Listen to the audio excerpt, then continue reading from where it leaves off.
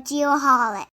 Good morning, producer Sean. Good morning there. How are you doing today? How are you doing? I am doing great. Oh my gosh. Wonderful. How you doing? Such a fun night. I mean, this conference knows how to throw a party. Never disappoints. Never disappoints. And I actually think we were at our next guest party last night, if I remember right. Oh, you really Yes. think so? Okay. Yes. I think we were. Yes, absolutely. We had a great time. That's for sure. So real quick, if you would just give us your name, who you're with and what you do.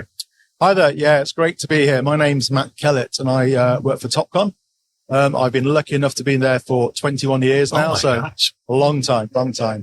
And it is really great for Topcon to be back at INTERGEO here. So I look after Northern Europe for the Geo Solution unit, which is our new sales unit that we've developed to really get Topcon back into the geomatics market. I am so glad you said all that because that was one of the things I definitely wanted to bring up. It's like Topcon, kind of I don't know, slid back a little bit, and now all of a sudden back. Yeah. That's awesome. So what was the strategy there? So as everyone knows, we have drifted away from the geomatics business for probably the last 5-6 years. And I think this has now been recognized and Topcon went through a CEO change about 12 months ago. So Ivan De Federico, our new CEO, really has a geo background and he could see that everything around us is based on positioning, whether it's our construction-based solutions, where the prosumer consumer markets are going, everything is positioning. So Ivan was very keen to recognize this and get Topcon back into the geomatics business. So to do this, what we have gone through is a process called Topcon 2.0. So this is where we look at our products and we have now separated into 3 sales units. So we have our construction sales unit, which is looking after our machine control business, our construction customers, and our laser business. We then have created this new geomatics sales unit, and this is really there to look after our existing geomatics customers, but also look at new markets that Topcon has fallen away from over the last few years. Sure. And thirdly, we have our agriculture sales unit as well, so to look after that existing business. So, so this is a real push going forward. And we did an initial launch of the new structure at Bauma back in Munich in March time. But now INTERGEO is obviously our area where we're really going to launch this new geomatic sales unit going forward. Yeah, because Topcon's always been the industry leader for construction and machine control. So you guys never got out of that. You just kind of took a break on the geospatial or geomatic side. Yeah, that's it. So, we've been very strong in that construction markets, globally, not just here in Europe. But, we did recognize that, more of the focus was going to that machine control element. But, our background is positioning, it's optical. We've been here for nearly 95 years now. Right. So we really want to recognize that history that we have and sort of move forward. Yeah. Well, it's exciting to hear that for sure. How's the show going for you so far? It's been a brilliant show and, the stand has been great and it's really pulled people onto just ask questions, saying, okay, we thought Topcon was going away from the geomatics market, but, we've come back with a bang here really to really showcase what we've got and people see a future with us. And it's been great to have those conversations with people on the stand. Our existing dealers as well, they're really happy to see that we are getting back into this market. Yeah, I noticed it as soon as you walked in. And then it's been something we've talked about with other people oh, this seems like these guys are back. Yeah. So that's exciting. Cool. So you said it's, everything's gone off with a bang. Talk about what's the bang? What's the latest and greatest you guys are showcasing? So we have sort of launched, I think 9 new products at the show this week. Wow. A combination of hardware and software solutions. One of the areas that we're really focusing on first to get back into the geomatics business is the scanning market. Yeah. And again, just looking around the show here, we can see how important that scanning market is to our customers and our dealers. So we've launched 3 new products here with the scanning. So we have our new static scanner, CRP1, a handheld SLAM scanner, the CRS2, nice, and a new backpack scanner as well, the CRM1. And where Topcon is going with this scanning solution is to create our own ecosystem. So, using our collage platform, which has been there for many years, that will now be developed further to bring all these solutions into one platform for our customers. Wow. So talk a little bit about your customers. Is the plan to continue to market in that construction space, realizing that they're going to be doing more scanning and more things, or is it to venture back out into the surveyors and engineers side? It's a combination. So, we recognize, we have a lot of dedicated construction customers and dealers. So, they have access to these solutions going forward. So we're not sort of cutting them off from that. Right. But also we need to find our new geomatics customers as well. We still have a very strong brand name there. So using that brand name, we can really pull the geomatics customers back. So, we're looking at new markets. We don't want to just go back to the same customer base with the sort of new solutions. It's Sure. to find new business, definitely. So other than the brand awareness, what's the differentiator from your guys going into geomatics versus the rest of the people here? Yeah, I mean, as I say, that the brand is the important thing. And, we see a lot of new solutions from new companies around here, but, Topcon will really play on that brand name, which people trust and believe in. Sure. But also, where we can really differentiate ourselves is our sort of software and that ecosystem that we're creating. Because we can see in the future, there'll be lots of hardware. Hardware is being democratized. Its price is going down. Where we can really get the buy-in from customers and to have that unique selling point again for us is the software ecosystem. And that's where, people will trust that. We can obviously work within that platform with all our solutions, whether it's a construction platform, whether it's a geomatics platform. We're in that one software platform going forward. What's like a common question or problem that people are bringing to your attention at the show? Is there anything that stands out?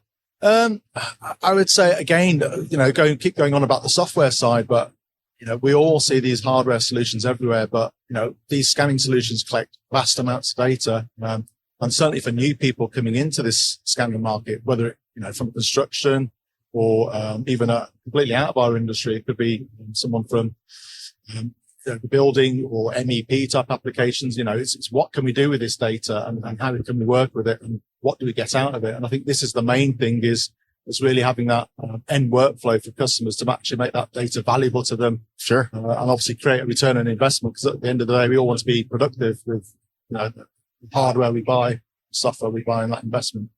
And I'm curious, because we asked this question to everybody of how much AI is playing into the development. Are you seeing advancements there and on the software side, or have you been using it at all on the traditional construction layout side too? We've definitely started to see this coming in. And again, as we develop our solutions going forward, it's going to play a major part in obviously simplifying that process for people. Topcon benefit as well from having our medical ophthalmic part of our company. And AI has been a big part of our medical solutions for many years. So, we have that in-house technology that we can start to bring to the construction and geomatics customers as well. And it's almost like a fresh side of it compared to everyone else. When you've got some experience from it, from another division, you can apply that same thing, right? Exactly. We're not coming from a standing start here. Yeah, right. We have the history, have the sort of the background knowledge and expertise within house to really bring this forward quite quickly. How about that agricultural market and that sector? Is that continuing to grow and blow up like it sounds like it is? Yeah, it's going there. It's going strong. But one of the problems, again, we face in the agriculture sector is, again, the lower cost solutions coming in from all over. So, there are challenges there in that market. But again, it's one that, we're willing to face. And again, AI plays a big part there as well with solutions. Yeah. What have been the challenges with this comeback on the geospatial side or the geomatic side? I guess we've lost that touch with our customers, and that's one of the biggest challenges that we have certainly in Europe is to re-engage with that customer base. We know we've been out of that space for a number of years with not having sort of newer products coming in there, and some of our customers have obviously drifted off and looked at other brands and other solutions. So the challenge that we have in Europe is to really re-engage that customer base and bring them back into the Topcon family. Sure. Is the plan to kind of start from Europe and grow out from there? So we have different challenges in different markets. North America, again, we already have a very strong distribution network there, and we still have the engagement with the end customer. So, again, they have a similar sort of, or probably a bigger platform to jump into that geomatic space, again. So, but Europe, again, we have our own, lots of different cultures, lots of different countries here. Right, so, yeah. Every region, every country has its own challenges. So it's never a dull day. Are we going to see the big, huge stand with a big party at Geo Week in the States next year? We will be at Geo Week. Yeah. Okay. All right. Awesome. CCon Expo. That's our big show. yeah. So Yeah.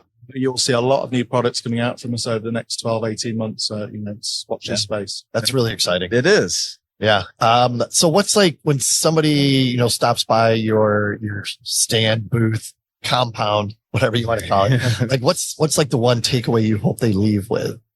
I think it's really feeling that top on the back. We are willing to work with them, support them, and really, we want to grow, make sure that they grow with us as well with their products and their company. So I think it's really getting that feeling that, we are here to stay, obviously. They can trust us in the future. Yeah. Yeah. And what has it been like talking to people? Are they like, God, great to see you guys back? Don't call it a comeback, right? Isn't that what somebody said? Somebody said that. The feeling is great. I mean, even our dealers, we have some very loyal dealers. They have stood by us, even with, aging products, they are still there and they've still supported us. And, it's really good just for them to still be there for us to work with and grow forward. So yeah, the feeling's been great. Just awesome. One last one. What, you said you rolled out how many new products? 9 new products. Which one is your favorite? The one you're most excited about?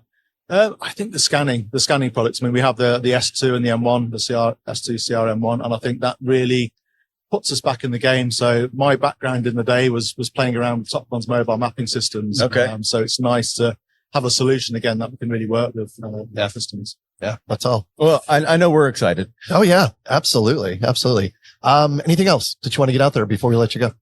Just to really say that top on the back and come and talk to us, really please re-engage with us because we're willing to listen. Yeah. Yeah. Well, congrats. This is exciting. Yeah, it is. Yep. Great to meet you. Thanks for your time. Thanks for your time. Yep. There you go with the pointing again. I know. That's how I can tell you it's time to record. Gosh, and it makes me so nervous. Oh man, we're moving along here. Third day. Yep. A little raspy this morning. Oh, I guess that's what happens when you talk for 2 days straight. That's right? What happens. Yeah. Yep. And drink a little too much beer.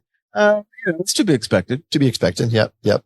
Still can't keep up with these Germans though, man. They are nuts. And the Aussies. The Aussies and the Kiwis. Too. All of them. Yeah. All of them. Yeah. Note to self. Don't try to keep up. Yeah. Right. Yeah.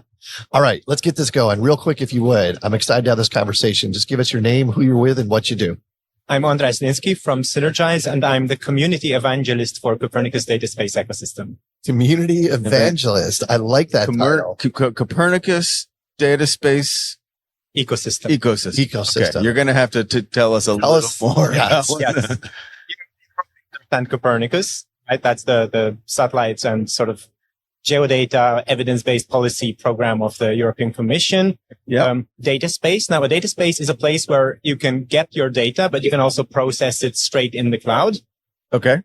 We have a lot of other data spaces, like there's this data space directive, but so we are a data space, and ecosystem is because we want to build this into an ecosystem. We've got industry partners now who have joined the ecosystem, who have connected to us. We have users small and large. So we are like one big ecosystem, a family.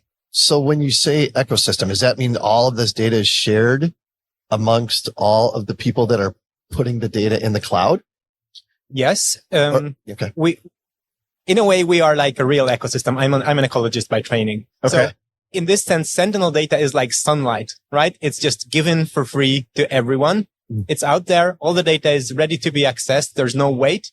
And then different, systems, different people build their own livelihoods on top of it. And then they are consumed by the carnivores who are eaten by the top predators.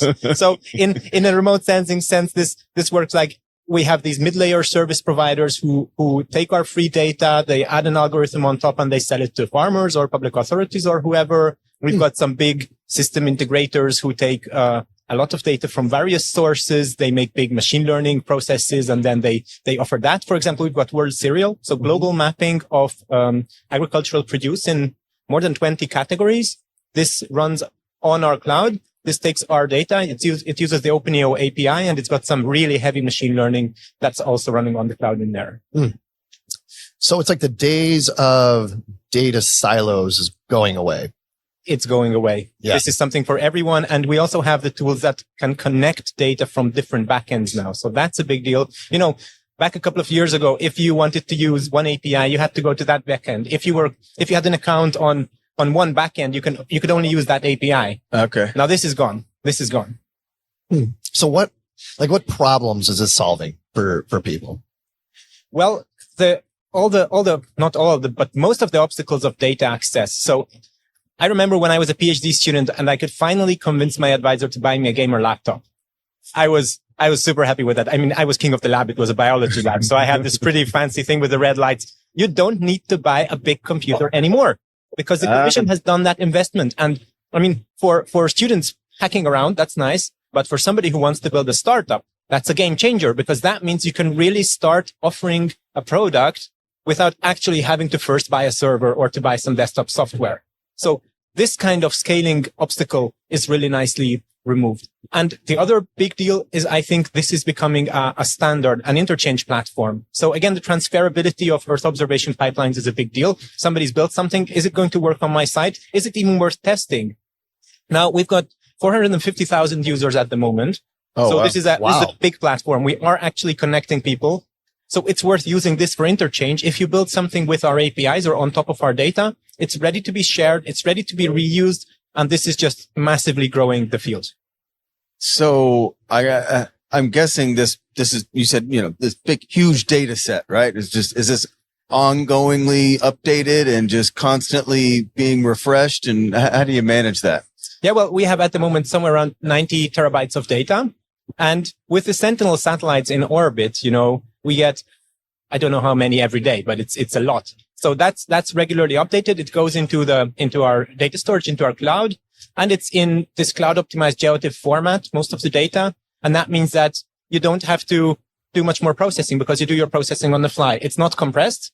It's streamed. So you submit a request, then the API takes the data immediately for your area of interest, for your bands, and it even applies the calculation, the visualization, the classification, whatever, as part of your API request. So it's not like you download the data and then something runs on your computer. It's actually all happening in the cloud, all on our server. So you say, give me this square and give me, this classified, and you tell it what to do. And then that's how it comes to you. Yes. And it doesn't even have to be a square. It can be a weird shape that you upload with a JSON. What's the coverage area of the data you have? Like, is it all of Europe? Well, it's global, most of it. It depends on the sensor because, you've got these inclined orbits that don't exactly cover the poles, and some of the data, like now we're going into autumn. So Sentinel-2 is not really imaging the northern latitudes anymore because there's no light. We have some things with the Sentinel-1 acquisition plan that it's not perfectly global either, but I would say 95% of the data we offer is global. And how often is it updated? Depends on the sensor again. So a lot of the fastest data set we actually have is the Copernicus Land Monitoring Service temperature data set, which is updated hourly. Oh, it's collected from geostationary satellites, and it's a product of the Copernicus Land Monitoring Service, but it goes up on our system with a 3-hour delay, and it's there. So who owns the satellites? Well, that's part of Copernicus. So the Copernicus program is this big commitment of Europe to actually operate an Earth observation program on the long term. And this is publicly owned. It's a civilian system. So in that way, it belongs to the member states of Europe and to ESA. And the data that's available, is it just imagery or is there more to it than that?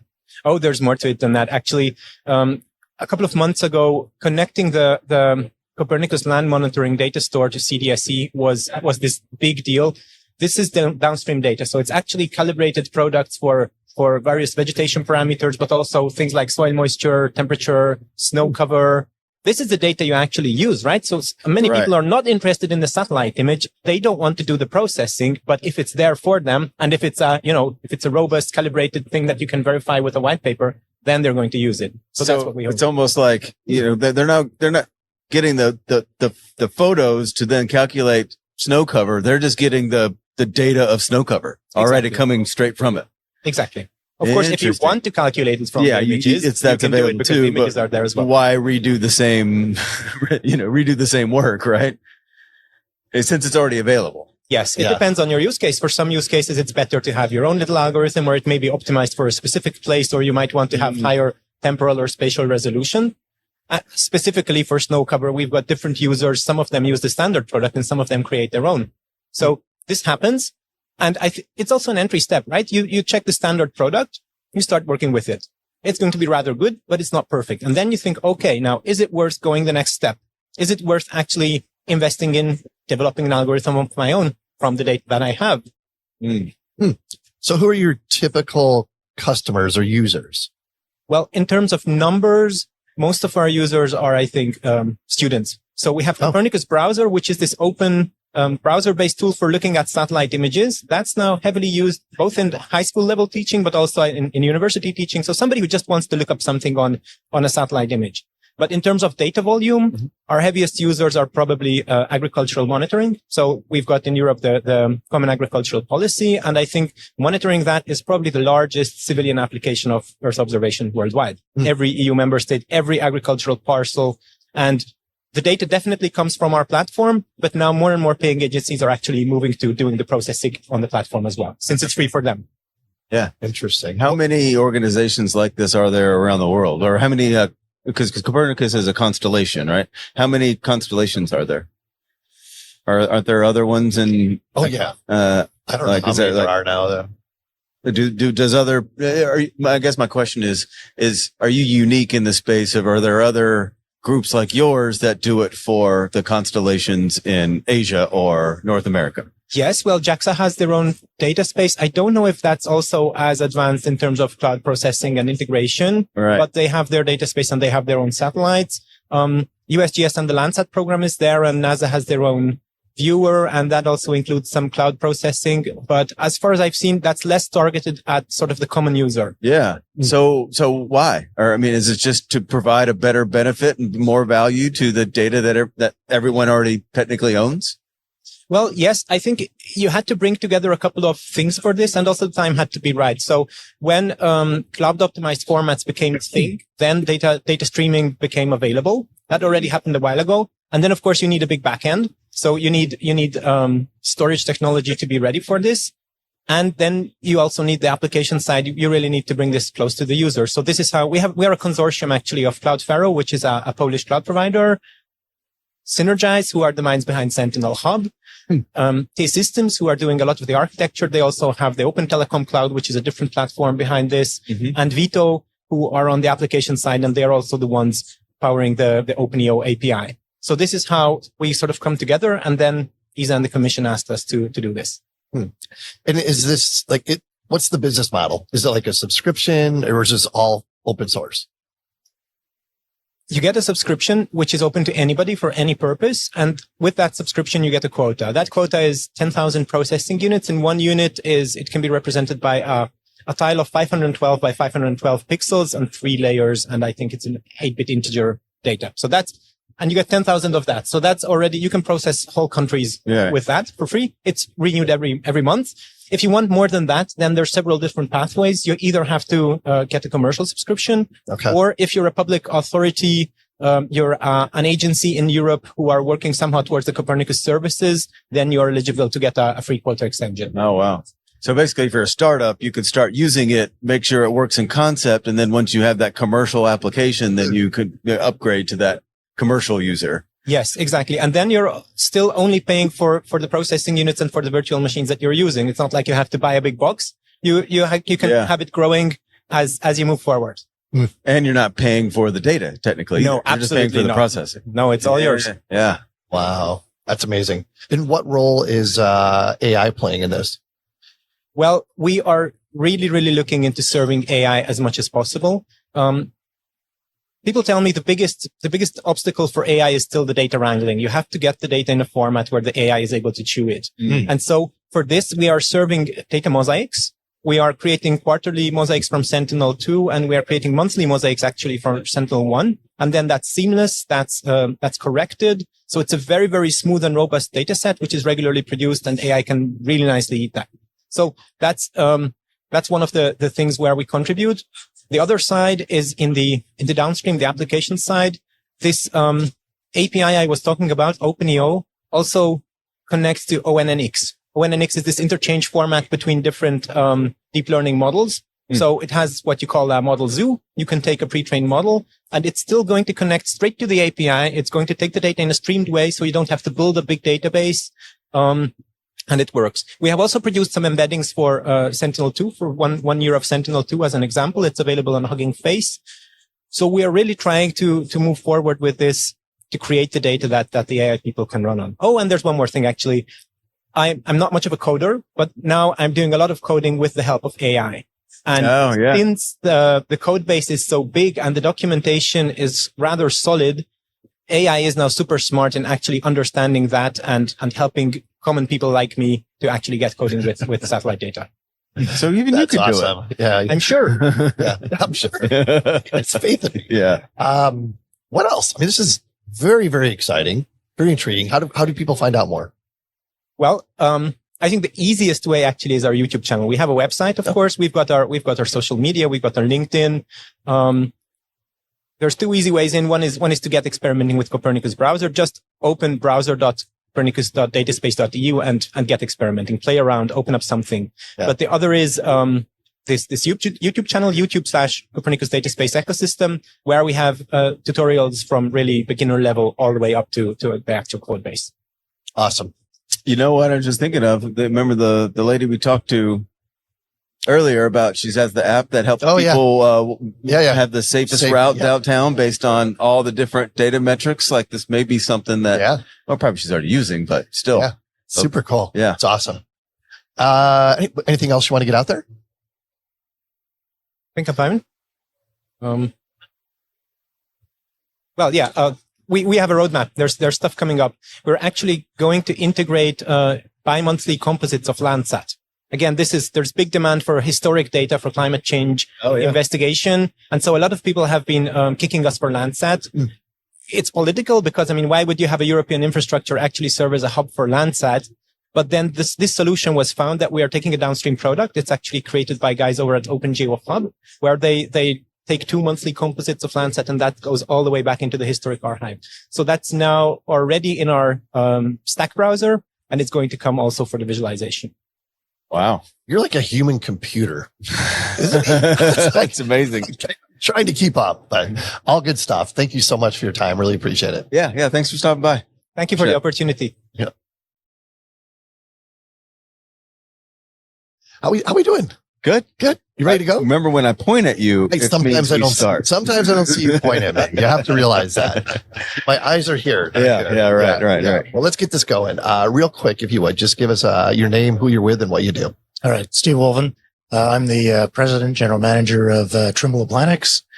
We've been part of Trimble since 2003. Okay. And it's been a great ride being part of the family. So Applanix, what is this exactly? What do you do?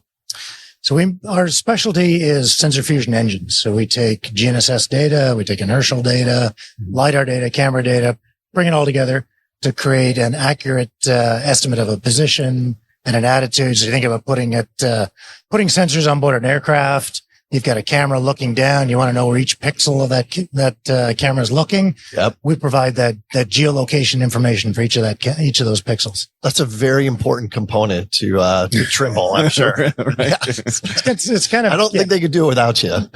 It's kind of a critical piece. Yeah. I would say. So dumb it down a little bit. Exactly. We're talking kind of technical there. For the common folk, tell us exactly what you do. All right. So, all of our products work on mobile platforms. On mobile platforms, we're talking about aircraft, UAVs, ships that are doing surveys, mobile mapping vehicles, anything that's collecting data in a mobile environment. Okay. So it's all based on a mobile environment. Gotcha. Right. And so, collecting video imagery or collecting LiDAR point clouds, multi-beam data underneath the water. Okay. All of that data has to somehow be located on the Earth. All the GNSS data, and that it combines all that together to create this position. Okay. So the sensors itself can work underwater. They can work above water, work up in the atmosphere, and all of that data then gets geolocated using this positioning technology. How the heck did you get into this? That's a long story. So Applanix started back in the late 80s. Yeah. Honeywell. So first of all, I'm from Toronto, Canada. That's where Applanix is based. Okay. So in the late 80s, Honeywell had developed a defense business in Canada and decided they wanted to get out of the defense business in Canada. So they had signed up defense contracts that they had to deliver on. Couldn't sell the business. So they were kind of stuck. So the three founders of Applanix made them an offer, said, we'll take over your contracts, but in return, we want to be able to use all the technology developed at the center over the last sort of 5 years and be able to use it for commercial applications. So the deal was struck, and the intent was always to take this technology, which was really originally not really military, but for, calibrating military type stuff, was always intended to take it into the industrial space.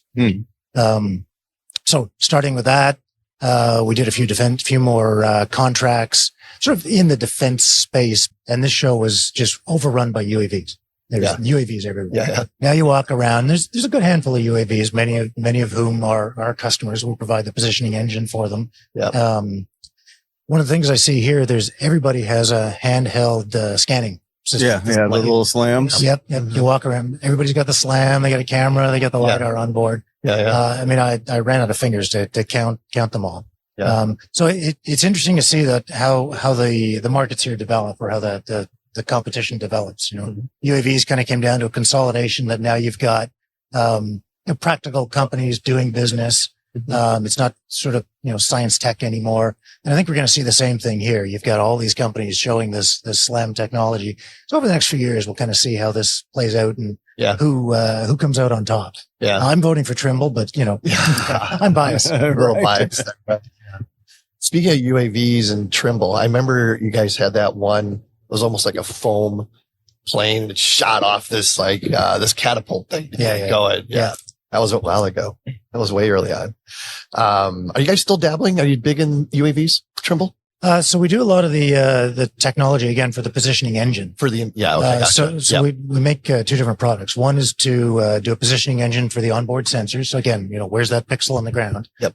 The other is to navigate the UAV. Sure. Yep. So two different products. Gotcha. They're pretty much always kept separate from sort of a security perspective and redundancy. Yeah. And a number of UAV manufacturers do distribute through the Trimble channels. So that's kind of how we play within that market right now. Yeah. So can this technology continue to get better? Is it that type thing? Like, are there future advancements that you're seeing? One of the reasons I think that you're seeing so many handheld scanners here is from the automotive market developing what we call ADAS technology, so safety technology, and the pursuit of autonomous vehicles. Yep. So again, going back, 5 years, we were all going to be in autonomous vehicles the next year. Yeah, that didn't quite happen. Yeah. Right. But what it did do is develop a lot of sensor technology to make them smaller, lighter, way cheaper. Sure. And so that's the technology you're now seeing being used in the geospatial market. Gotcha. Now we saw the same thing in the sensors for the core positioning technology that we make. It used to be sensors that were made for missile technology. Very expensive, difficult to export because it was all controlled. But again, the autonomous driving market has driven that technology cost down. So now we can make stuff that's tiny, it's cheap, and it produces accuracy, which is perfect for this market. Oh yeah. Do you see a time when all of those little handheld slam scanners and the stuff that you're doing, do you think it all meshes together and everything has that positioning piece in it? I think you're going to see that because ultimately it's all about what we call reality capture. Yeah. Right. Whether that's on a car, whether it's on a boat, a backpack, or something handheld. That's where it's going to come. And we've seen some companies that are doing sort of crowdsourcing of this. Yeah. So just from your phone, walking around with a LiDAR in your that's phone. where I was going there. So same kind of concept, right? Yeah. And again, you don't, all the data doesn't need to be really high accuracy. Some of it can be, good enough to fill in kind of the bits and pieces. Right. So I think you use what you got and then you get the best, the best data you can out of that. Yeah. Really good perspective. Wow. Very, very technical. I know. You're like the guy in the background that doesn't get all the credit because you're like, but you have what you do is like the most important part. Well, it's like we finally talked to the guy who makes the guts. Yeah, right. Exactly. It makes it all work for sure. I gotta say, it's a real fun industry. Having been in the industry for so long, it's a small industry. It's a fun industry. Everybody gets to know each other. Yeah. As I was saying earlier, from the competition, definitely. Pretty much everybody knows each other, even in competition. Sure. So it's from that perspective, I think it's a very enjoyable industry. So when you attract people into it, and I would say, going back a ways, it was perhaps tougher to attract some of the younger folks. Mhm. No, but I don't see that happening now. Yeah. You know, you definitely wander around, better. you get a lot of students, you get Yep. a lot of Yeah. new faces. So Yeah. so Especially here in Europe, there's definitely an uptick with, younger Sure. folks getting into the industry. I think we're still struggling in the States just a little bit, but definitely, it's Yeah. very exciting to see for sure. Do you get a Yeah. sense of pride when you're walking around some of this and you see like all the products at Trimble and like, oh, I'm in all of those, like, yes, but what I find really neat is our technology is used in vehicles that are used in natural disasters. So Yeah, think yeah. about things like hurricane mapping, tsunami mapping, a Deepwater Horizon oil spill. That's the kind of stuff that I think we talk about with some pride, being able to help people that are in really difficult situations, being able to collect data, get that data to the first responders on the ground and be able to get people out of trouble. So, years ago, we made, a small, what we call a medium format aerial camera, a digital camera for an aircraft. Yep. The very first one that's made is now in the Smithsonian Institute Really? as an example of, the change from the film technology to digital camera. Oh, That's kind of cool. That's what really gets us fired up. It's awesome.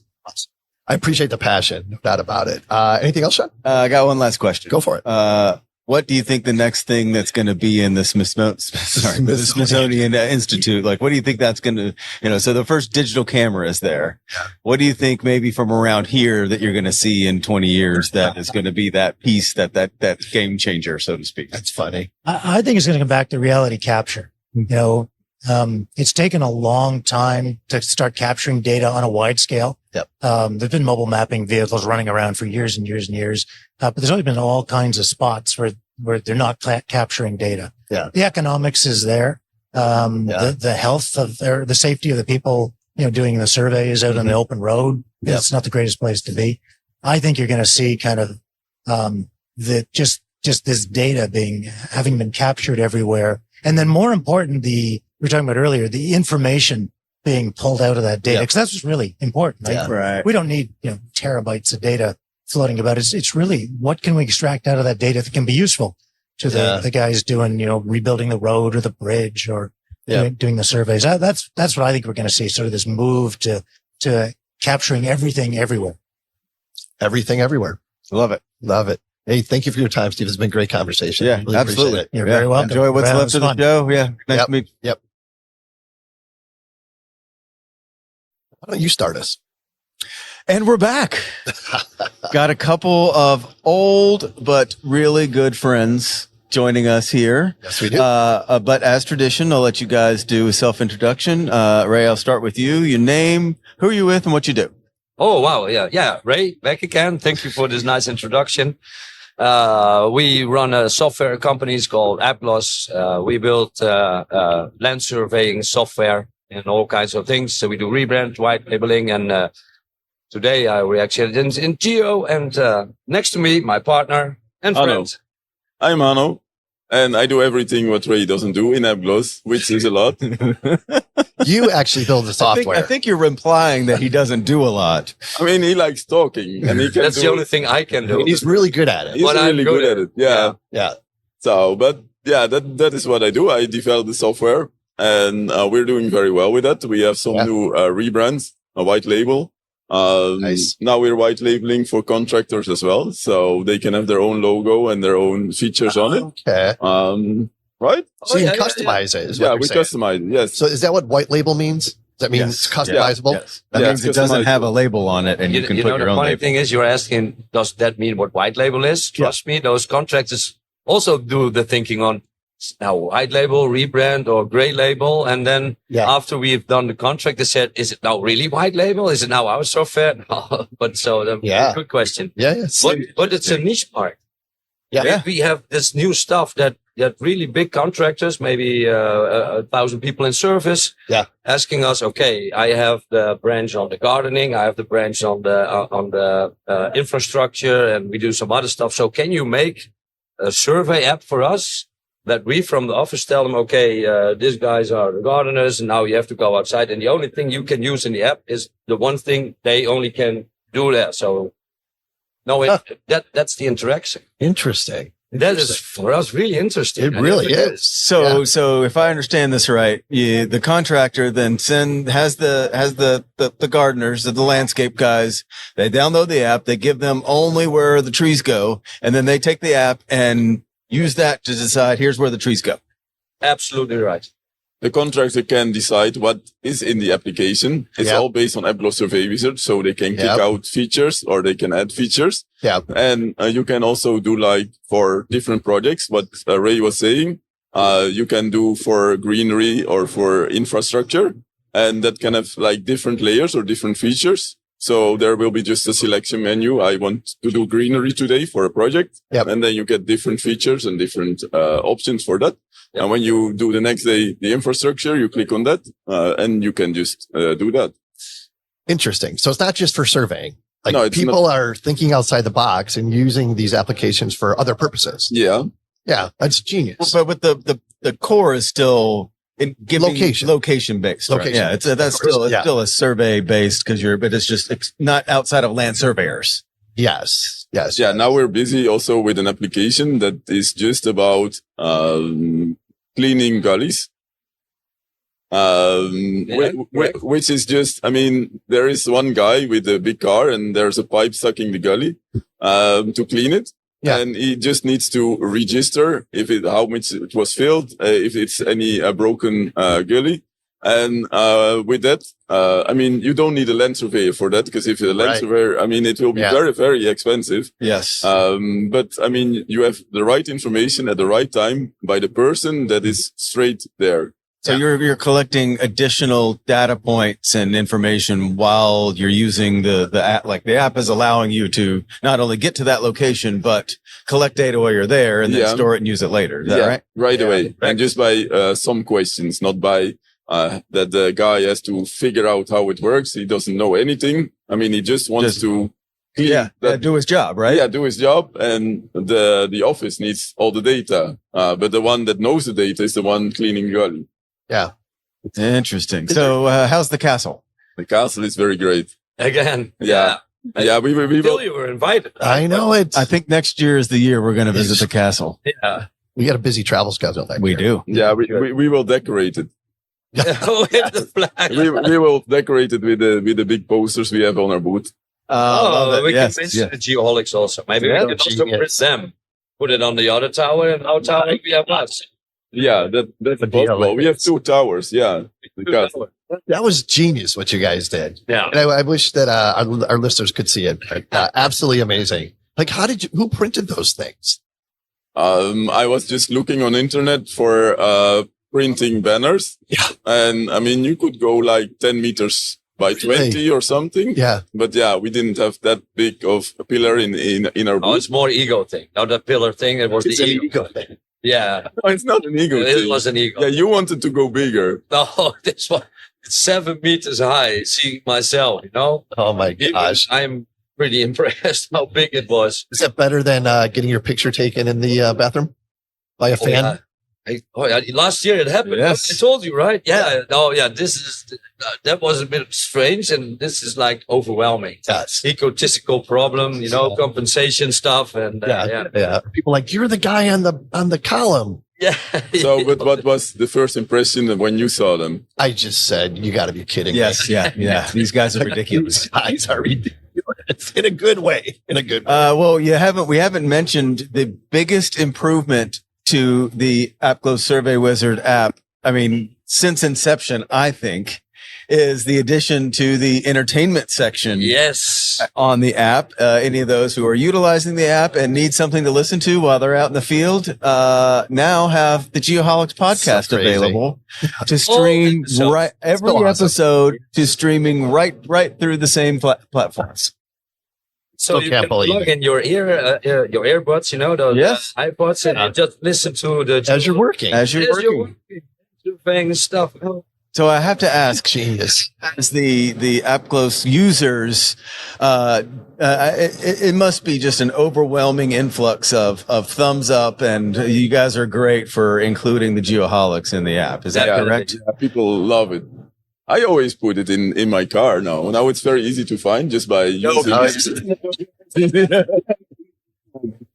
Do you listen to us as well? Or different people as well? No, I have heard your story so many times. So I just skip your podcast. How's the YouTube channel going? Is it still going well? Yeah. Nice. But Very we cool. also earn money. Oh, you do now? YouTube pays us. That's amazing. Yeah, beer money. It's beer Beer money. money. Yeah. Yeah. It still tastes the same. Yeah. Yeah. Like yesterday, right? But is that based on hours, or how do you start making money on YouTube? Is it based on hours of You need content to, you like- watched or something? Yeah, you have to have like 4,000 watch hours per year Okay. and like Okay. more than 1,000 subscribers. Gotcha. Wow. Gotcha. Well, good for you guys. That's amazing. Yeah. Can you imagine that people want to watch our faces for so many hours a year? I can imagine. Yes. Oh, you can. Yeah. I can only imagine. Yeah. I don't Why think wouldn't the they? people listening on the podcast know how it looks like.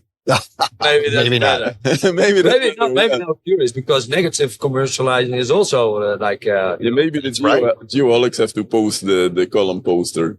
Oh, we I will think for you sure. should. Absolutely will do that. Definitely. And there's also some big news, maybe a geographic expansion that I heard about. Oh, Yeah, we're going to exciting. Going to Sweden. Go into Sweden. Yeah. So talk a little bit about that. Sweden. Yeah, we partnered up with a Dutch guy that just emigrated to Sweden, and he was a client before of us. And he is so crazy about the product, and he will just start selling APGLOS with complete GPS kits in Sweden. Yeah. We're looking forward, and when it's cold in winter, it's his time to do the help desk GER. minus 38 it becomes. Yeah, last time, I mean, this year I went to Denver, it was minus 18 degrees Celsius. Yeah. Too cold for me. Yeah. So I prefer more hot spots. Okay. But in summer I can go to Sweden. Yeah. And then you have to talk Swedish. I just know one sentence. I told you before. It's called Jell älskar dig. What is it? I love it. Oh, Ah. such a Ah, charm. I see something romantic happening. Yeah. I know some other words, but I don't think it's 18 plus. Okay. Things are getting awkward. Yeah. Well, talk about the platform that you guys have. What's the differentiator in your opinion? Obviously you guys are, extremely handsome, but how does that correlate to your software package? That's a very good question that Ray can answer. Oh, thank you very much. You know why he says it? Because he doesn't know any answers correlated to our software. Oh my God. That's a good question. Well, we have both platforms, right? The iOS and the Android, of course. Yeah.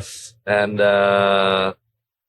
it's an overwhelming question. I cannot even find. No, Well- the thing is, I have an Android phone. He has a Apple phone. Oh, So, yeah. Okay. he was pushing me to make iOS possible. So in the end, I mean, So is that a big deal to get these so they work on both platforms?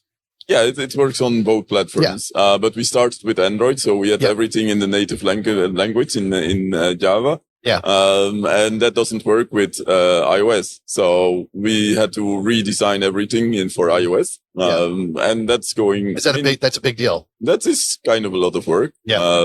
But now it's 99% the same. The only thing is that there are not that many GNS receivers that work together with iOS. Oh, yeah. Called IMF certified or something?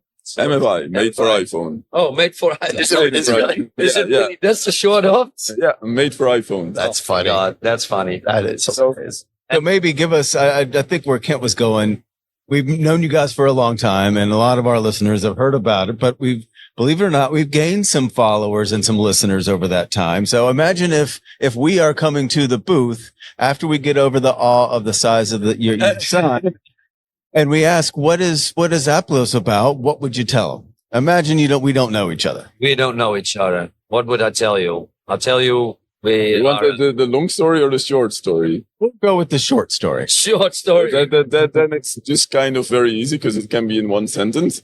APGLOS is all about surveying for non-surveyors. Yep. Okay. That Very was simple. my complete story just in one sentence. Yeah. Otherwise, the listeners have to listen like 5-10 minutes to its complete story. So Scroll forward. You got these guys over here. What does it say? By a surveyor for surveyors. Interesting. Yeah.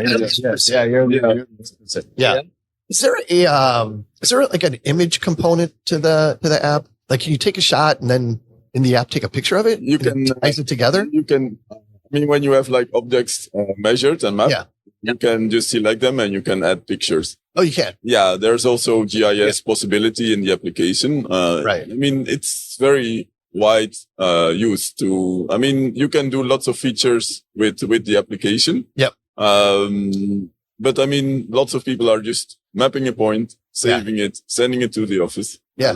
That's what most people do. Okay. But there are so many possibilities. Yeah. Well, we were talking before we went live, about like the landscape company. Yeah. And what they're using it for. Yeah. Yeah. That's super creative. Talk about that just a little bit. It's a good use case. Really? Landscaping. It's not only the landscaping that for our end users, because we have, in my opinion, once we started this company and the software, selling the software in package deals, what I encountered is that there are multiple,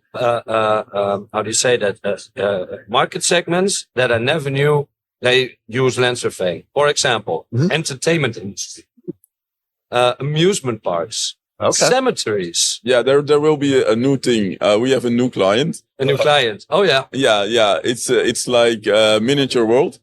And he sold like a complete GPS surveying kit there. And the deal was that there will be like a little Ray in the park. Oh, jeez. That's part of the deal. I had to give him some discount. And they said, we have scanners. For example, if the king comes and they want to do something special, they scan him and they just miniaturize him. And then they will put him somewhere there. Now he's comparing him with this king. That sounds about right. It's opposite of 21 meter ring. Yeah. So in the agreement, the part of the agreement is they will produce a mini me. Oh my gosh. And they will somewhere and the amusement park is called Madurodam. And it's in Den Haag. Yeah, it's in The Hague. In The Hague. It's like a miniature Utrecht, miniature Amsterdam and miniature Ray. Somewhere there will be me. No little Hanno? No, I did the deal. I signed the contract. It's a mini me. That is awesome. You guys never fail to amaze me. What else out there? What else do you guys want to get out there before we let you go? Expansion. The song, yeah. BIOS. Oh, yes. The song is coming out. It's written, as far as I understand. Yeah. This needs to be performed. Lyrics are there. The Okay. music is there. Yeah. The singing talent is not there yet, but next week we will start our singing classes. You do know that you can do this using AI in about 30 seconds. Yeah, I know, but Where's the fun in that? Yeah. Are you going to be recording on music classes and the progression of your talents on the YouTube channel so people can see? We can next year do a live concert in INTERGEO. Oh my gosh. Oh my gosh. That would be something. One song. It's not like Every hour, you just have to get up on your little stage at your booth and sing the song. Just once a song. Yeah. I think we have next year's booth idea. Yes. It's a stage. Man, Ray, Hanno, you guys are amazing. Thanks for all that you do. Thanks for all that you do with us. It's a great partnership, and look forward to seeing you again at next year in the castle. The castle. The castle. Yeah. And safe travels, guys. Yeah, absolutely. Yeah. Thank you very much. All right. I have a feeling we're starting to wind down, Sean. I mean, I'm just getting going. But I know. It You got feels like I got a second win. You did. Or at this point, it's like a fourth win. Was it like the triple espresso? Yeah. I think it was that. I love the coffee here. Then everyone's got great coffee. Yeah, absolutely. Well, I'm excited about this conversation. Yeah. If you would, real quick, just give us your name, who you're with, and what you do. Yeah. Hey guys, my name's Henry. I'm a technical specialist at Emesent. And that job entails a lot from kind of onboarding, training, best practices, getting the most out of the equipment, basically. Nice. And when you say onboarding, you're onboarding new customers. Is that correct? Yeah. So teaching them how to use the equipment and get the most out of it is the key thing. Yeah. Okay. So we've talked to Emesent quite a bit. What's as far as the equipment goes, what's the new hot one or the fancy new gadget that you guys talked about or had presented today? Yeah, so we continued to integrate with more. I'm not too sure if last year we had backpack RTK, but it's a relatively new feature that we have, as well as vehicle RTK. And we've increased the amount of GNSS receivers that we integrate with. So now Trimble, Leica, MLID, we basically work with them all.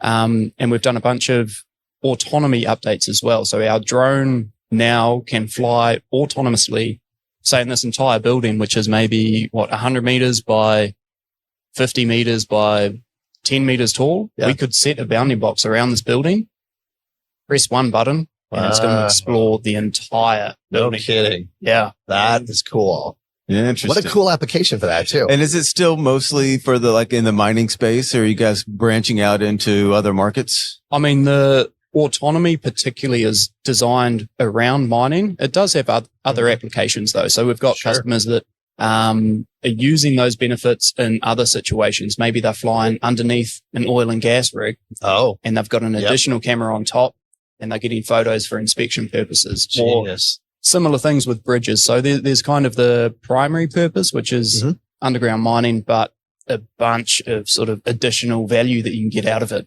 Gotcha. Let's talk a little bit about what you do specifically and what does the onboarding process look like for Emesent? Yeah, so it depends on exactly what they've purchased. If it involves a drone and autonomy, that means face-to-face training with exactly what to do and how to, make it go into these environments and come out with the data. If it's more mapping, we call it, which is more of a passive payload. It's on a backpack or it's on the drone, but it's passively flying. Then we ship the equipment. We've got a bunch of online learning management systems. Gotcha. But any additional questions or sort of customized use, because no client is the same. They all want to use it differently. They all want different outputs, and it's kind of tweaking the workflow to get the most out of it for them. Yeah, for sure. So it's getting an understanding about your clients, what the applications are going to be that they're going to be using the technology for, and then you kind of customize the onboarding based on that. Exactly. Is that it? Okay, cool. Yeah. So making it work for them as well as, I suppose, interesting different proof of concepts or demos that need to happen. So, one example of that is recently a sea cave based in the Faroe Islands that, sea cave? A sea cave. What the heck? Yeah. So they got in touch with us and they thought that they had the largest sea cave in the world. Yeah. But they didn't have the data to prove it. Oh, okay. Interesting. So they wanted someone to come and scan their sea cave to find out if, in fact, they had the largest sea cave in the world. And? Well, the story, it's quite an interesting use case because, first of all, very remote. This is located between sort of Norway and Iceland, flying there. Got to check swell conditions to get into the sea cave. The week before I went, there was a 5-meter swell rolling and it was just a hard no can do. Yeah. But, so we got a phone call that morning and basically the guy said, conditions are good. Get on the next flight. So flew over there, landed and just hit the ground running. We went down to the port, jumped on the boat, drove down and we picked up another rowboat that we towed out to this island. So we're on the main boat. We've got the rowboat behind us. We're steaming out to this island. We get there, we kind of go in, have a bit of a loop around to check it out. And right, let's start scanning. And so we scanned our way in through this sort of water structure. It also had a bunch of land that we had to traverse over. And then we got the rowboat on the other side and we were rowing while scanning through the smaller section of the cave. Oh my gosh. To, basically measure the entire thing. Wow. And it's, it's quite a big deal for the locals. So the news crew was there filming. Oh, that's cool. So awesome. It was super interesting. I guess the results. So we captured the data in maybe an hour and a half, got back to the mainland, processed it. And then the next day, the film crew turned up again for the big reveal to find out if their sea cave is in fact the largest in the world. Yeah. And the current, prior to this, the current record was New Zealand with a total volume of 221,000 cubic meters. Okay. And that's both the air component and the water component as well. Okay. In the Faroe Islands, just the air component was 227,000. Oh, wow. Huge, just massive. Yeah. So they have concerts in this place. Really? Yeah. It's That incredible. would be amazing. And people take a rowboat to get to the concert. They all go out on motorboats. So the rowboat was for a different part of the cave that was really small, but where they do the concerts, you know, they go out Kind of like a built-in amphitheater. Wow. So they go out with saxophones and there's a choir and there'll be a bunch of sort of boats. And the acoustics got to be amazing. Incredible. Bouncing off the water and stuff. That's cool. Yeah, you guys get to do the coolest stuff. Yeah. I can't remember who we talked to, and they did Alcatraz. Yeah. Jeremy. Oh, it's like so jealous. It's cool stuff. Yeah. Taking a step back a little bit, you talked about helping customers and orientation. Generally, how smart are customers when they come into, when you greet them, how much do they know going into it? Yeah, I'd say it varies widely. Sure. We have some very, very, very skilled surveyors that come in and, they're always somewhat skeptical of the SLAM, and the other ones I love the most because they interrogate everything so much. Yeah. And when you get adoption from them, right. It really fits into their workflow. And that's just the best feeling when that, these guys are converting from the best equipment in the world. Yeah. And they're adopting SLAM technology, which is super, super exciting to see. And then we've got other clients that maybe they've never held any sort of scanner before. They maybe don't even know what GPS is, and they're off scanning other things for typically different use cases. But the spectrum of education before we speak to them varies a lot, and we know that. So our training is kind of tailored to sort of catch them at whatever part of the spectrum they're on. Yeah. Yeah. What is the differentiator with Emesent compared to some of these other, handheld SLAM systems? I would say the two things are the versatility. So the same bit of hardware for us can be used on backpack, vehicle mount, drone, and on an extendable pole. We can put it in a cage and lower it down a shaft. Yep. So the same bit of kit goes everywhere. The second thing, and it's the thing that people don't talk about that often, is the reliability of the SLAM. It's really, really, really difficult to make our SLAM fail. So we have the confidence to put it in so many different places because it just works. Yep. So, if you're going to do a large sort of loop closure, you come back to the same place. Mm-hmm. Other scanners sometimes won't find that. They won't close correctly, whereas ours does. Yeah. It comes back, it knows where it is, and it just works. Yeah. Yeah. So when, folks come to your booth for the first time, what are some of the problems, that they're trying to solve? And what are you guys able to do for them? I would say most of the time it's a time constraint. They want to capture a large area in a short amount of time, and terrestrial laser scanners just won't do it. So that's kind of, if I tried to summarize, all the conversations that I've had over the last 3 days, that's kind of what it comes down to, is time saving, because time is labor, and that's, it costs a lot of money if you have to go to a building and be scanning for 3 days to capture the data. Whereas if you can do it with a SLAM scanner, maybe it's half a day and, job's done. Right. So there's a huge, huge saving there. Yeah, for sure. And what about moving forward? Is there anything in particular that you're really excited about? I mean, Emesent as a company, we will continue to push the boundaries and develop things in kind of all directions. So we want more accuracy. We want better color. We want everything to just be better and easier. Yeah. So we're working on things in the background that obviously we can't talk about right now, but of course. There's always innovation happening. Stay tuned for more, right? Exactly. Well, and is it going to the more sensors collecting more different data than just positioning and location? That's something that we've been talking about as well. Being able to sort of pull a lot of different data together, so it's not maybe just geospatial and especially when you're going in these crazy environments. I'm sure it's not just location that they're looking for, but whatever else, oxygen or whatever else that environment may be unique to. Yeah, exactly right. And having the ability to autonomously fly into these locations that people can't go means that maybe you do want to know about the oxygen mix in the air or, some sort of radioactivity maybe. Knowing that information is equally important to figure out whether or not you can put people into those environments. Yeah. Yeah. So when somebody visits your booth, what's something you hope they take away when they walk away? Oh, great question. I hope that they leave with an idea of what the Emesent values are and what we kind of are working towards. And I think that's, basically having good data reliably that's accurate is kind of what we are striving for, and ideally in every environment as well. So not just the easy environments when you're outdoors and you've got RTK and the sun shining, but the dark and dirty as well is kind of where we're striving to achieve it in every single environment possible. Yeah. Yeah. And what do you love about your job?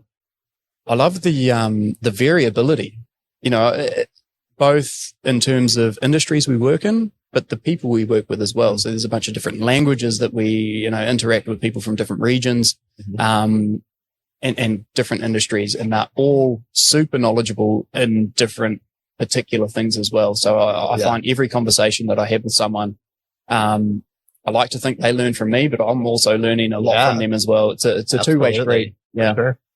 Yeah. With every new client or customer, I'm sure you learn something else that you can take the next one, right? Yeah. And it feeds into our development cycle as well. Yeah. Figuring out what they're trying to achieve means that we can maybe tweak something to make it easier for them as well. So it's really, really valuable every time we speak with current clients and potential clients as well. There's something to learn. Yeah. It's Emesent GPT. It sounds like it. What else? Anything else you want to get out there before we let you go? This has been great.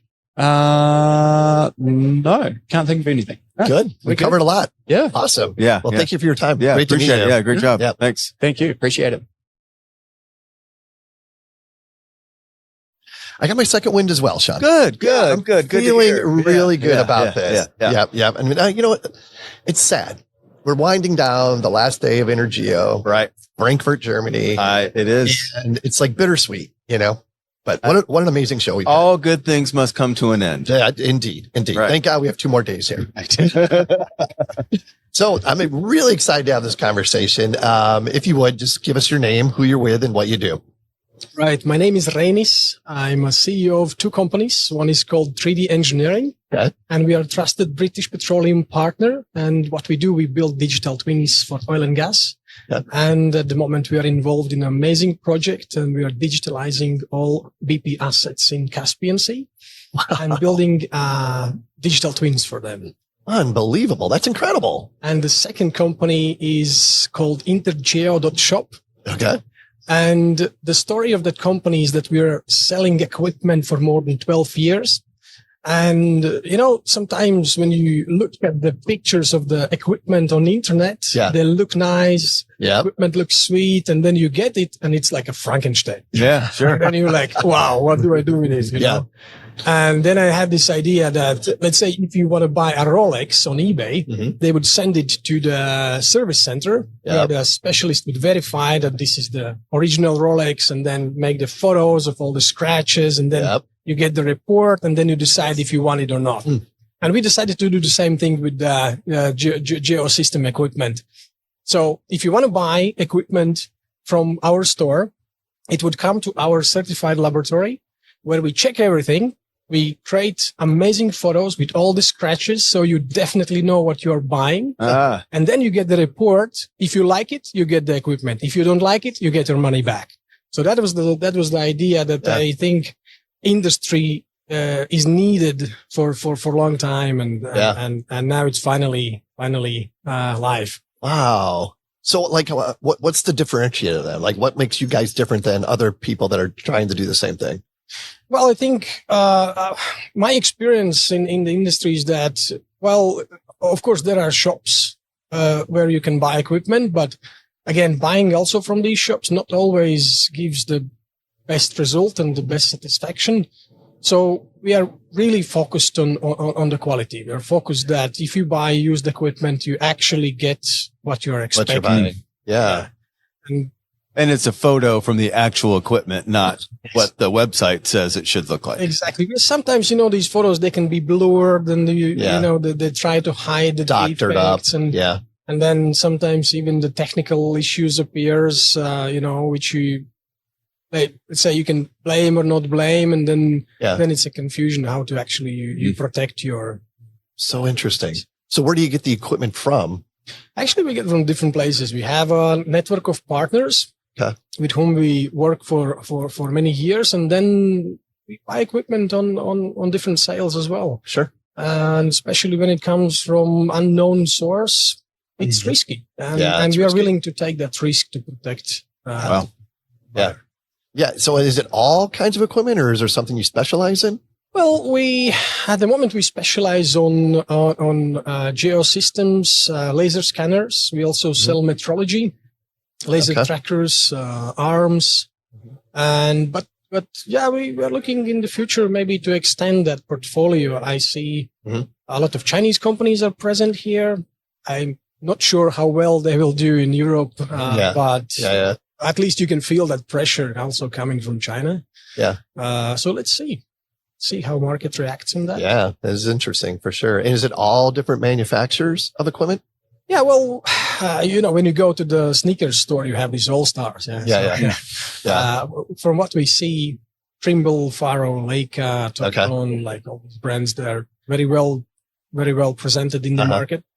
And, but sometimes there are some requests from maybe less known brands, but I think there will be still the top sales and And who are your customers? Is it primarily surveyors or is it from all walks of geospatial?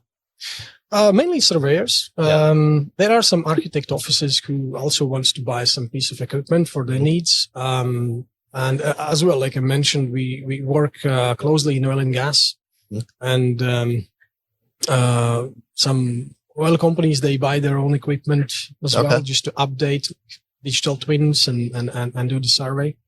But mostly surveyors. Yeah. And is it strictly purchased equipment or do you rent equipment as well? Not yet.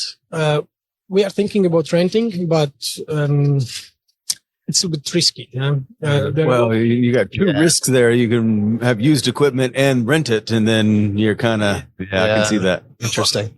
Some insurance companies who are willing to protect these risks, but not in all the countries. So we will look into that. So if we can somehow mitigate these risks, then probably we will extend that services. We do rent, but we rent mostly to the companies we know, and we know that they use equipment, with the care. Yeah. And what type of warranty do folks get when they purchase through INTERGEO? Well, it's tricky. Because that's also one of the risks you need to take or consider. Well, very often we come across the equipment that is already in the warranty period.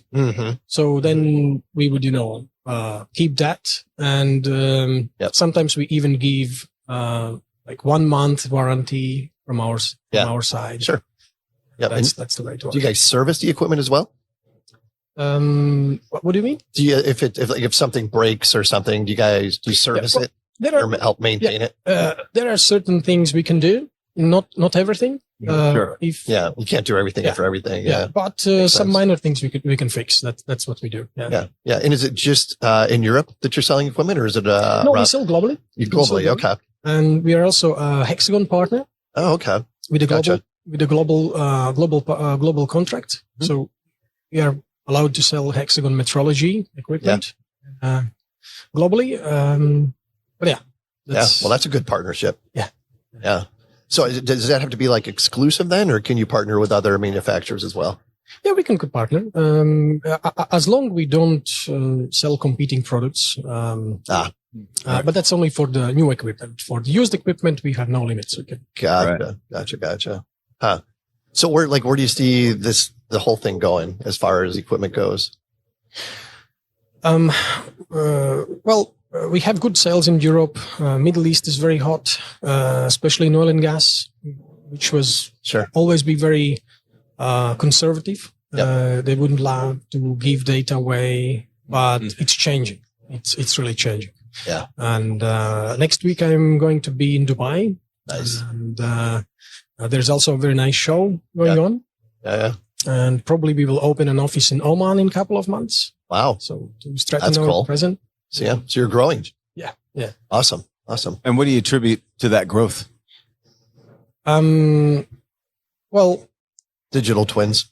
Yeah, other than digital twins.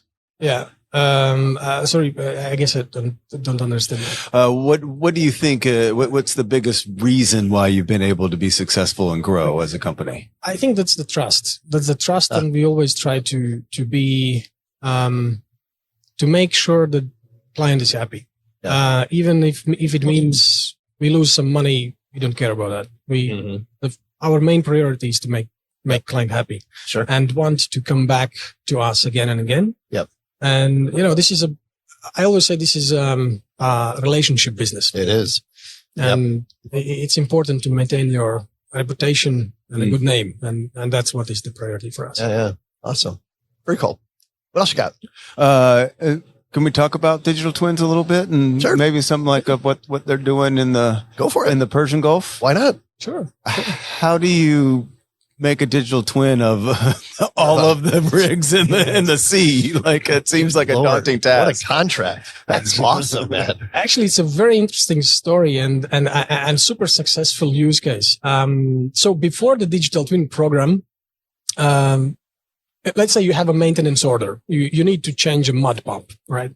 You would go to your subcontractor and your subcontractor would say, hey, I need a site visit. And he wants to go to the site because he will invoice the client. Yeah, right. So to get to the offshore rig, it takes at least 3 to 4 weeks before you get all the permissions, before the next helicopter is available. So it takes time. It means your maintenance plan comes only in the 4 to 6 weeks, which is a long time. So now when you have your digital twin, it means you can open a laptop and see your design model. In that design model is linked to your maintenance backlog. And maintenance backlog is linked to your engineering systems, which gives you all the documentation related to that maintenance job. And very often in companies, these engineering systems, it's mess. So one department would say, hey, we are not sure that we have the latest PNID version. You need to go to another department, and just to find the right documents could take like weeks. Now, in 1 hour, you can see how it looks like in design model. You can find all the related documents, and you also can see the reality capture data. I mean, the panoramic picture that comes from the laser scanner. Yeah. And it has been so successful that BP official case study is that they can reduce site visits for 74%. Sure. Wow. And they save 7 to 8 million per one asset annually. Wow. So it's a super successful program for them. Sure. And we are glad to be a part of this amazing program. Yeah. So when the subcontractor says, hey, I need a site visit, they send him a link and say, yeah, click here and you're there. Here's your site visit. Here's your site visit. Yeah. Basically, there would be a manager who is fighting with the subcontractor saying, no. What do you need? Right. Here, what do you need? So it's like sometimes maybe a battle, but it's very, very cost saving battle. Well, that and safety, obviously, it's very risky and an unsafe thing anytime you travel to a rig, and to eliminate that, I'm sure is uncaptured dollar savings there. Yeah. And then we came up with another idea, and this is one interesting project. We are developing a smart AI helmet to update digital twin. And the idea makes perfect sense. Yes. So the idea was that, hey, well, how do we maintain this digital twin? Right. Yeah, that was my next question. Because the subcontractor could ask, okay, Reinis, when this picture is taken, and then you say, it was like a year ago, then I need to go to the rig. So we were thinking what to do. We can send back the team, but again, that would, request the POBs, the right places, and to put some pressure on the infrastructure. And then we came up with an idea to create smart helmet that, we can go to the client and say, look, you don't need to train your people. The only thing you need to say is, there's your smart helmet. And after the shift, put it on the charging station. That's it. That's all the training. And the smart helmet would take 360-degree panoramic pictures and at the night time upload this data to the cloud. And client will have your updated digital twin very next morning. Yep. But there was one problem. The problem was, how do you get the positioning? Because on the rig, there is no GPS available. Yeah. And we created an algorithm that takes laser scanning point cloud data as a reference. Yep. And we could find where this panoramic picture is taken in the point cloud and reference it that way. Okay. That's like doing it backwards, right? It's like you use the point cloud to figure out where you are instead of the other way around. So it's relative to itself. Exactly. Yeah. And then we thought, okay, well, if we are recording that, it means we can actually do a change detection, because then you start getting data, day by day. Yeah. And then with an AI, you can actually say, okay, there's a leak. There is something that is broken. And that's integrity management, right? At least the visual integrity management. And another thing was, we thought, okay, if we can record how people work, it means we can do two things. The first one is, there's a problem for BP. They have a lot of seniors working, so they are about to retire. Mm-hmm. And the question is, how do you train the juniors who comes in? Yep. So what it means, we can record how particular jobs are done, and then we can give the VR headset to the juniors and make them learn this. Yeah. And the second thing, and like this is a long-term vision, we thought, okay, if we are recording how you perform the job, it means we can start creating a data set to train AI to provide a software for future robots. So maybe we don't have these robots yet who can perform human job, but we will create a software. And when these robots comes out, we can say, okay, there is a software for the welder, there is a software for a mechanical engineer, and so on and so on. Wow. That's amazing. That's a crazy idea. And, crazy idea. And then I thought, people would ask us, hey, how do you make workers wear this helmet? Maybe they don't want you give this, this intellectual property. Well, they would be protected. When you sign the agreement, you basically give the rights to your employee. But, and there's another crazy idea, but for some reason I like it. And I thought, okay, we could actually give the workers rights to this intellectual property when we harvest the knowledge how they do the job, and then tokenize that. So they would get the tokens which they can exchange for shares in our company, or they can sell it and get some money. Wow. And let's say, again, crazy idea, but I like it. So let's say we have robots who can perform the job. You're working for 20 years and that's your knowledge. And then you retire.